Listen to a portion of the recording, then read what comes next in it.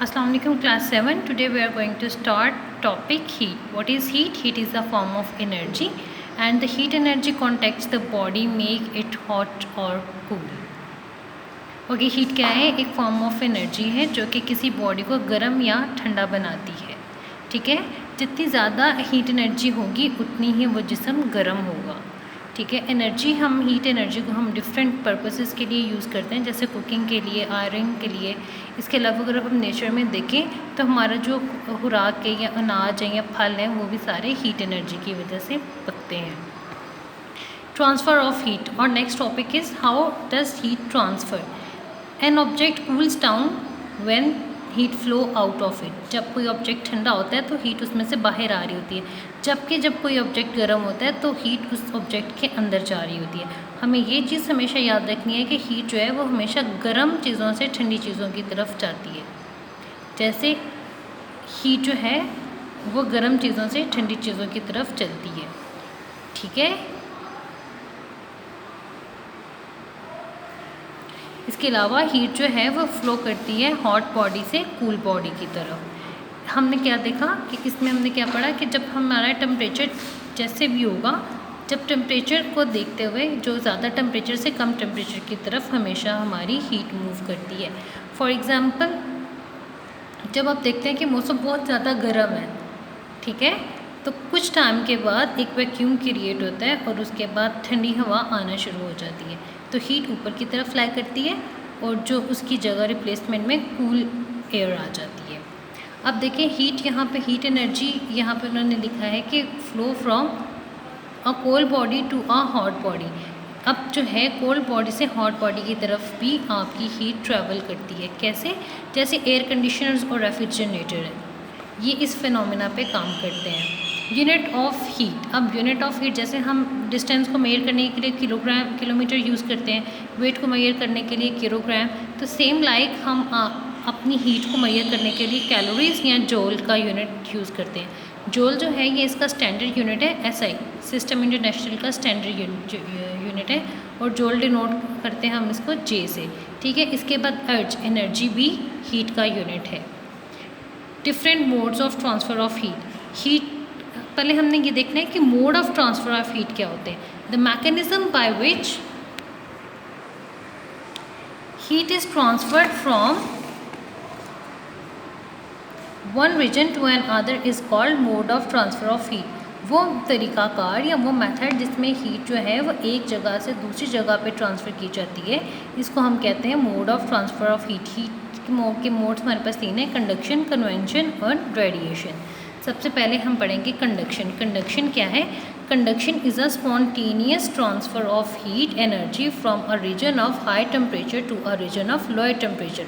Spontaneous होती है one by one कोई चीज़। ठीक है, आपकी जो स्पॉन्टेनियस में ट्रांसफ़र ऑफ हीट है, इसमें क्या है कि एक मॉलिक्यूल वाइब्रेट करेगा, फिर दूसरा, फिर तीसरा, फिर चौथा।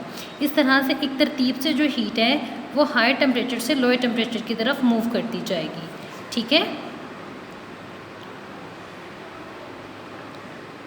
इसमें क्या होता है कि एक मटेरियल जब दूसरे के साथ कांटेक्ट में होता है तो डायरेक्ट उसके समय हीट ट्रांसफ़र कर दी जाती है। फॉर एग्जांपल, अगर आप गर्म पानी के ग्लास में चम्मच रखते हो तो थोड़ी देर बाद देखते हो कि आपका वो जो चम्मच है वो भी गर्म हो जाता है, तो ये आपके पास कंडक्शन है।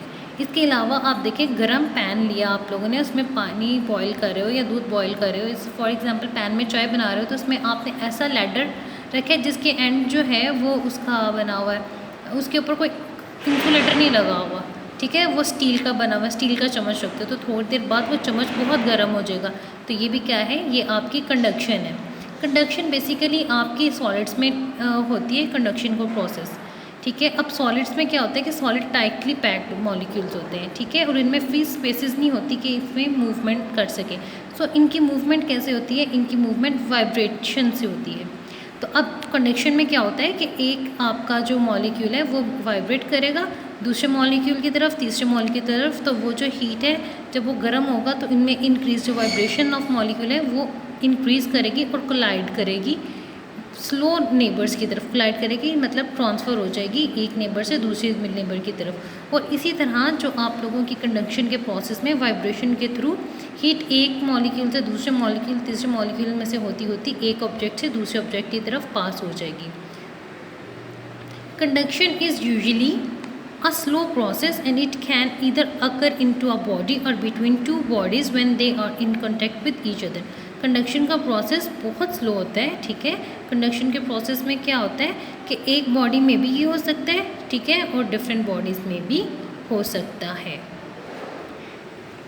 Next we have a term latent heat of latent heat क्या है? The heat added to change the state of a substance, यानी कि वो हीट जो रिक्वायर करते हैं किसी भी चीज़ की स्टेट को चेंज करने के लिए। जैसे पानी को बर्फ़ बनाने के लिए जो हमारी एनर्जी रिक्वायर्ड होगी वो लैटेंट हीट होगी। इसके अलावा पानी को हमने अगर वाटर वेपर्स में कन्वर्ट करना है तो वो भी हमारी क्या कहलाएगी? लैटेंट हीट कहलाएगी। Next we have convection. First for studying the convection we have to learn about fluids. Fluids क्या है? Liquid and gases are together called fluid. पानी और गैसेस आपस में मिक्स, लिक्विड और गैसेस आपस में मिक्स हुए हों तो उसको आप कहते हो फ्लूइड, ठीक है। In the case of fluid the molecules themselves carry energy from the hotter region to a colder region. अब फ्लूइड्स में क्या होता है कि वो खुद ही जो है हॉटर रीजन से कोल्डर रीजन की तरफ। Next we have convention. Convention अब क्या है? The expanded fluid in the lighter than the surrounding cool the fluid, it rise some of the surrounding cooler fluid follows in the order to take the place of the rising warm fluid. This process continue। अब convention में क्या होता है कि एक fluid जो गर्म है उसकी जगह पे जो दूसरा फ्लूइड है ठंडा वो टेक प्लेस कर लेते हैं, उसकी जगह ले लेते हैं, ये ठंडे की जगह गर्म आ जाता है। इस फिनोमिना में हमारे पास दो चीज़ें आती हैं, एक होती है लैंड ब्रीज और एक होती है सी ब्रीज, ठीक है। कन्वेंशन जो है हमारे टेम्परेचर को मेंटेन करने के लिए या हमारे जिसको आप कहते हो क्लाइमेट बनाने के लिए या आपका जो होता है बारिश का पॉज करना, इस चीज़ के लिए बहुत इम्पोर्टेंट है। So first we will study the sea breeze. Sea breeze क्या है? दिन के टाइम जब आपकी लैंड है तेज़ी से गर्म होती है, ठीक है, तो उसके ऊपर जो हवा होती है वो गर्म होना शुरू हो जाती है। तो वो गर्म होके ऊपर की तरफ उठती है तो क्या करेगी? जब हवा गर्म होगी ऊपर उठेगी तो क्या करेगी? उसको कोई कोल्डर एरिया चाहिए होता है तो वह सर्द इलाके की तरफ मूव करना शुरू कर देगी, जो कि होगा आपका समुंदर, ठीक है। और समुंदर की तरफ जाएगी और इस वाले साइकिल को आप कहेंगे फिर जो the warm air from the land move toward the sea, जो गर्म हवा है ज़मीन की वो समुंदर की तरफ चलेगी तो उसको आप कहोगे ये क्या है? सी ब्रीज़। और उसके बरक्स जब रात के टाइम जो समुंदर की ठंडी हवा है वो ज़मीन की तरफ चलेगी तो उसको आप क्या कहोगे कि ये क्या है? लैंड ब्रीज़ है। Next we have radiation. Radiation का प्रोसेस क्या है? Radiation refers to the transmission of energy as a electromagnetic radiation from the heated surface to another colder surface. अब रेडिएशन क्या है? आपका ऐसा प्रोसेस जिसमें आपकी जो हीट है वो ट्रांसफ़र करती है आपकी हॉटर बॉडी से कोल्डर सरफेस की तरफ, और इसमें ये वैक्यूम में यूज़ होते हैं। वैक्यूम क्या होती है? ऐसी ये जो heat mode of transfer of heat radiation है ना, इसमें आपको किसी मीडियम की ज़रूरत नहीं होती, ठीक है। जब आपको किसी चीज़ की मीडियम की ज़रूरत नहीं है तो वो क्या हो जाएगा? वैक्यूम। जो सनलाइट हमारे तक पहुंचती है वो भी किसके थ्रू पहुंचती है? रेडिएशन के थ्रू पहुंचती है, ठीक है। अब जो रेडिएशन है वो पढ़ेंगे। When a light beam falls on the solid fluid surface a part of it heat energy is reflected, this part is absorbed as the part by may be transmitted, this absorb heat rise the temperature of the body. अगर आप देखें कि अगर आप light से किसी body के ऊपर या आप बल्ब की लाइट को ही देख लें तो वो किसी एक जगह पे आपके बॉडी पे पड़ी होगी तो वो आपके उस बॉडी पार्ट को गर्म कर देगी, ठीक है। और उसके बाद आपकी पूरी बॉडी का टेम्परेचर इंक्रीज़ नहीं होगा, सिर्फ उसी स्पेसिफाइड पार्ट का होगा, तो वो आपकी क्या है? रेडिएशन है। ओके, गर्मियों में आपको कहा जाता है कि आप अम्ब्रेला को यूज़ करें। क्यों? क्योंकि अम्ब्रेला जो है वो पार्शियल रिफ्लेक्ट करती है और इसमें जो कुछ जो पार्ट्स हैं वो हीट के एब्जॉर्ब होते हैं। इसी वजह से क्या होता है कि आप लोग जब वॉक कर रहे होते हो तो चल रहे होते हो तो आपको ठंडक फील होती है, ठीक है, ज़्यादा धूप नहीं आपको फील हो रही होती। समर में हम लोग लाइट कलर क्लॉथ पहनते हैं, ठीक है, क्यों? क्योंकि लाइट कलर क्लॉथ जो है वो लेस अमाउंट ऑफ हीट को एब्जॉर्व करते हैं, और जबकि हम सर्दियों के मौसम में गर्म डार्क कलर के क्लॉथ्स पहनते हैं, ठीक है, तेज़ रंगों के कपड़े पहनते हैं। क्यों?